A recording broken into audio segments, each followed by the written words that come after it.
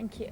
I have a lot of sympathy with the picture that you painted, and I do hope that bioethics goes that way. Bioethics has a tendency to kind of build walls around its ghetto, and there are lots of ways in which those are being broken down, some things that Goran talked about and Soren talked about. I think if we did go more public health, collective, and more importantly, build up some of those, there's so many parallels in other applied ethics debates. The environmental ethics debate is running some really similar arguments, and too often bioethicists don't talk to ethicists in that debate, as well as the security debate, which again, you know, some of those issues relate directly to bioethics, the food security. These are global health issues as well, and you know, they are becoming political, and increasingly philosophers and lawyers and social scientists are working more politically in these areas, and bioethics is very well placed if it will just kind of reach out and read and talk to other kinds of ethicists. Then, you know, I think there could be a great future there. Well, I partly agree with Darren in that I think that bioethics needs a more serious engagement with political philosophy, not the philosophy of politics, but the philosophy of political life, how we live together. And I think, I believe that to be the case because I think in bioethics we have problems in analyzing and conceptualizing relationships which are not either very close or sort of complete strangers. And I think for a lot of the kind of issues you talk about, we have to have a way of theorizing or conceptualizing the relations people have to each other as citizens, as maybe citizens of a local community, and so on, and also say something about what moral obligations flow from this, because I can see two things happen currently. Either the claim that no moral obligations flow from these distance relationships, which is of course old, or the claim that sort of huge moral obligations flow from it, and for instance, all of biobanking can be done without consent because it's in the public interest, and we all have this interest because we're citizens. Both positions seem to me to be wrong, but we have a problem in finding a way of saying something sensibly about what is in between.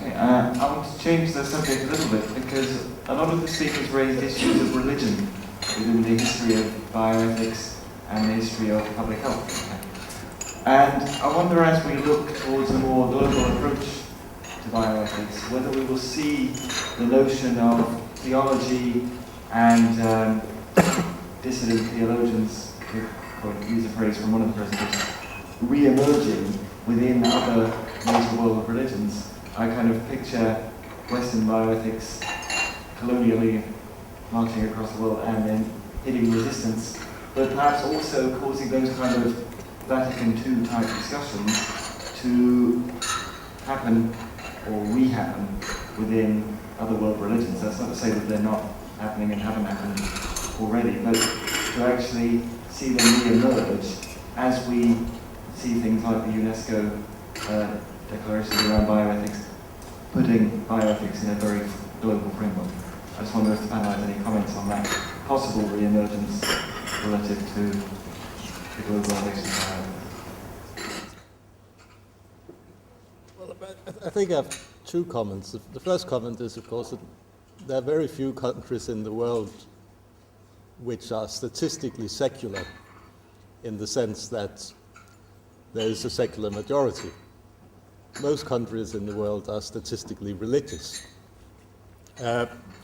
So there's something strange about the disconnect between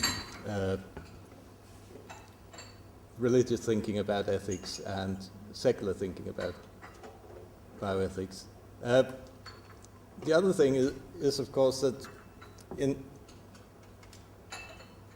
within various religious traditions, of course, religious traditions are not static. It's not the case that Islam in Morocco is the same way as Islam in Morocco was 500 years ago. And all the religious traditions have ways of dealing with these changes and will change over time to incorporate whatever possibilities for assisted reproduction or assisted dying can fit within the religious paradigm. And of course, over time, you will see that that happens. So I'm not sure that it is the sort of relentless march of Western ideas which is going to drive the bioethical developments, for instance, in parts of the Islamic world. I think they might well drive political developments, and ideas about democracy and liberal societies in a political sense, but if we're talking about regulation of reproduction or regulation of assisted dying, I think that will still be done in many countries in the world within an essentially religious frame.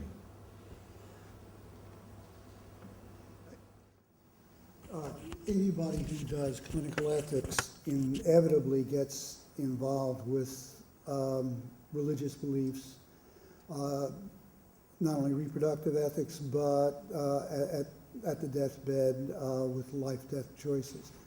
When I go to other countries outside of the Western world, the discussions, religious leaders are very anxious to meet with me or with anybody from bioethics that I'm talking to. I champion a kind of flexible conception of human rights, which argues that what may be primary can vary culturally, and so that makes me a little bit less hostile version of human rights than some other versions. But at any rate, the conversations are always engaged. They are very knowledgeable. They tend to know, in many cases, more about bioethics than many of the physicians that we deal with. And I think that there's going to be an interesting dialogue as bioethics goes across the globe. Let's just take a question from that gentleman.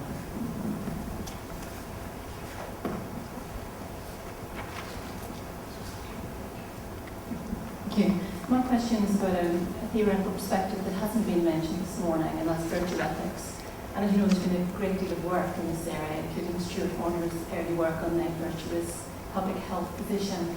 And my question is, what is the panel's view of the potential of virtue ethics to enhance the theory and practice of bioethics? Those of you who know my work well will know that I am a virtue ethicist, and my first book is on Iris Murdoch. And when I talk about neocolonialism, I draw a lot of comparisons between some of the claims made by so-called non-Western ethical theories with virtue ethics, and it doesn't fit the two, the Kantian and the utilitarian picture that Soren so neatly presented. But so I think there's a great potential to use virtue ethics both to enhance other forms of so-called Western ethics and to provide a bridge.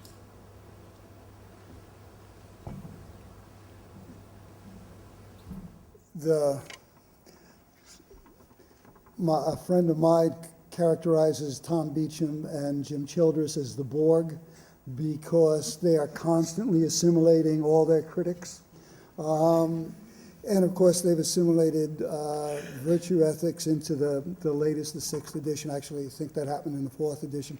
But at any rate, their kind of bioethics really is not amicable to virtue ethics, and standard bioethics in the United States tends to pay only lip service to virtue ethics. On the other hand, if you look at the NIH and if you look at the National Institutes of Health and their emphasis on responsible conduct of research, they are really talking about the virtuous researcher.